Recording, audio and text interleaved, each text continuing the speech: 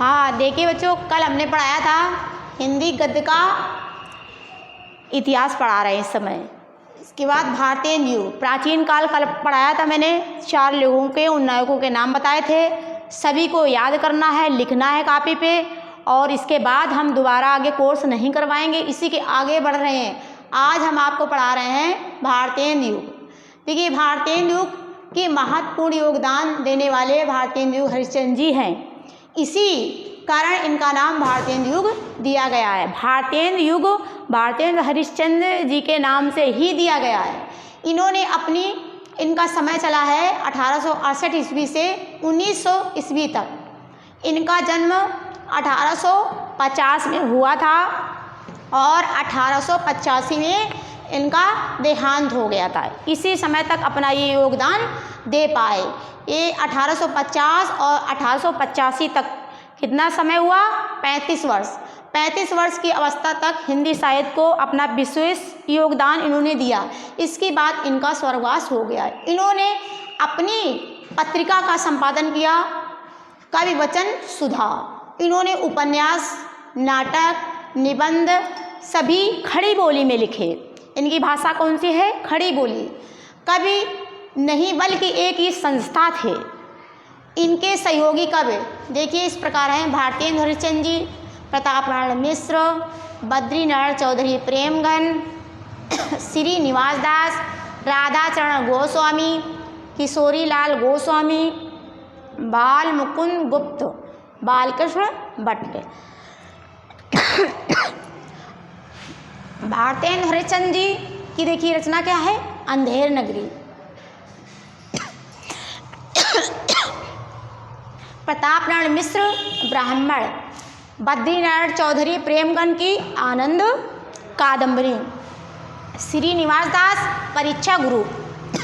देखिए इसके हमने छोड़ दिए हैं, आपको ढूंढना है, नहीं मिलेगा तो हम बताएंगे, हमसे पूछना। देखिए आगे आता है द्विवेदी युग। भारतीय युग के बाद द्विवेदी युग आचार्य महावीर प्रसाद द्विवेदी के नाम पर था। हिंदी साहित्य में अपना योगदान दिया इन्होंने। द्विवेदी जी ने परिमार्जन का काम किया। परिमार्जन का काम होता है आरंभ किया, और इसका मतलब होता है कविता पढ़कर उसमें गलतियां ढूंढना और उन गलतियों को विशेष सही करने का उनका सुझाव देना। ये परिमार्जन का मतलब होता है। अब देखिए इन्होंने अपनी पत्रिका का संपादन किया था 1903 ईस्वी में। ये सरस्वती पत्रिका का संपादन इन्होंने 1903 से लेकर 1920 ईस्वी तक इन्होंने कार्य किया। पत्रिका के यशस्वी संपादक रहे ये। द्विवेदी जी ने एक फारखी लेखक थे। हर कृत को पढ़ते थे, उसमें गलतियां निकालते थे और जो गलतियां होती थी उनको सुधारने के लिए उनको सुझाव देते थे। अभी देखिए उनके सहयोगी कवि महावीर प्रसाद द्विवेदी, ये तो प्रमुख है। इन्हीं को द्विवेदी युग के प्रवर्तक भी कह सकते हैं। इन्होंने अपना सरस्वती पत्रिका के माध्यम से विशेष योगदान दिया और हिंदी साहित्य को आगे बढ़ाया। आचार्य रामचंद्र शुक्ल, इन्होंने भी ये आचार्य रामचंद्र शुक्ल हिंदी साहित्य का इतिहास लिखा। श्याम सुंदर दत्त जी, जयशंकर प्रसाद, जैनेन्द्र कुमार, राहुल सांकृत्यायन, हजारी प्रसाद द्विवेदी, यशपाल, भगवती चरण वर्मा, इलाचंद जोशी। अब देखिए महावीर प्रसाद द्विवेदी ने रसक रंजन, ये उनकी कृति है और उनकी पत्रिका का नाम सरस्वती है। यदि कोई पूछे या पेपर में आए कि सरस्वती पत्रिका के प्रथम संपादक कौन थे, तो आप बताओगे महावीर प्रसाद द्विवेदी। इसको जरूर याद करना। और आचार्य रामचंद्र शुक्ल रस मीमांसा, इन्होंने हिंदी साहित्य का इतिहास भी लिखा।